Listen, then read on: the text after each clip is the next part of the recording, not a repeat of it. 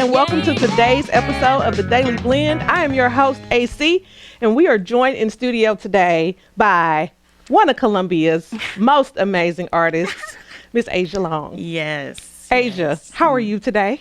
I'm doing good. I feel good. I'm just like in my zone. I know. You got a lot of fun stuff going on. I do. Just talk to me. Just tell me what is happening with Asia and Colored Studios. So much is happening. So we had the TED Talk last weekend, and then I gave a couple of artist talks. I've been getting more vulnerable with my artist talks. Some art collectors came to visit the Colored Studios and see artwork I had up right now. So what's up right now is my For Colored or For Colored Boy series, which is at the studio at Orr Street in North Village Arts District. And then my complexion exhibition, that one is at Montminy. Yes. And we are taking that one down in a couple of days. So like as soon as February ends, that one's coming down. I have my Flowers to the People series there, the big burlap pieces. Okay. And people love those pieces. So I think they're going to come down, and I might do some more traveling with those. You're going to travel with those? Yeah. Okay, so this one on your shirt. Yes. I've seen that one at Orr Street, I Yeah. believe. Tell me about that piece. Oh, man. It's called The Jungle is the Only Way Out. And it was the struggle creating it. Like, I was, like, emotionally attached to it. And it was my first time doing wood burning. And, you know, with my residency, I want to continue to practice things and learn new things. So wood burning was just completely new to me. But I loved working with the wood. I loved the natural just feeling of it. I loved, once you burn something, it's permanent. Yes.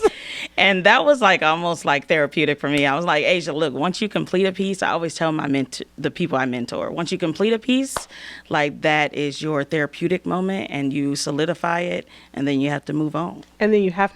Yes. I wonder if it's a little like when I read a book, a really good book, I become emotionally attached to the characters. Yeah. And then when the book ends, it can be emotionally, it's sad. Yeah. So I can't imagine for you, this is something you created. Oh, man. Yeah. Yeah. Because sometimes, art really was that takeaway for me. Like, it helped me cope with so much in my life.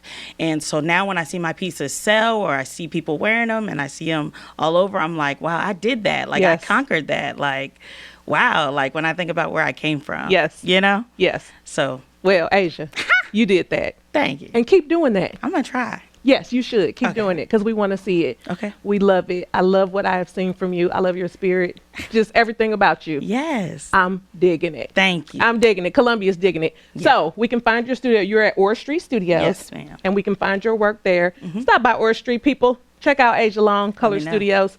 Thank you so much for joining us today. Thank you. And joining us now is Verna Laboy. I don't know if there are many people in this community that don't know Miss Verna.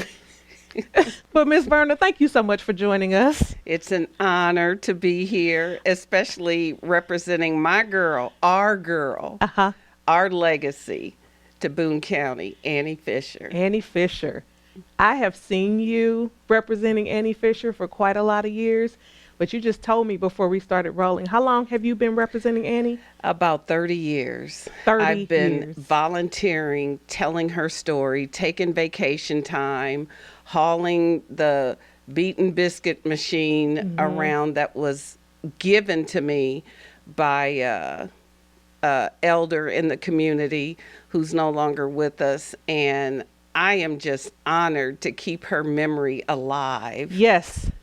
Tell us, for people who are maybe just hearing about Annie for the first time, give us an overview of who Annie was. Woo, Annie Fisher belongs to Boone County. And she left a legacy that all of our children and all of us in Boone County need to know about, because she died really a multimillionaire.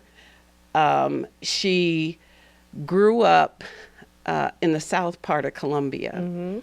And her parents were slaves, but she was born in 1867. So, there was hope, there was promise. She was born to Bob and Charlotte Knowles. She was one of 11 children. They lived out behind the old Grindstone School. And I have been told it might be somewhere on Rock Quarry area. Yes. Kind of where my daughter lives. Is where the old Grindstone School was for the Negro children. But what did Annie do that set her apart? That set her apart? Well, I mean, 11 children, that was a lot of children that her parents had to take care of, and they needed help. Yes. So her father hired her out to rock the babies out at the William Bouchel Lenore household. So she was working in the fields prior to that. She didn't have much education past the 3rd grade. So her salvation came, really, her elevation came when her dad hired her to rock the white babies in the Lenore home. So when she wasn't busy rocking babies and when she wasn't needed there in the nursery, she would go hang out with the cooks in the kitchen. Woo! That's where all the smells were coming, all the spices, and they would Annie would get up on a stool and they would let her play around with dough and bake and create things. And she got so good at cooking that pretty soon her dad asked her to cook the family meals. I mean, as a kid. And so Annie, I want to make sure we get this out. Annie was selling, catering, had her own china, catering for the university. Wait a minute, but her stories that grabbed me came from hardships. A story she shares.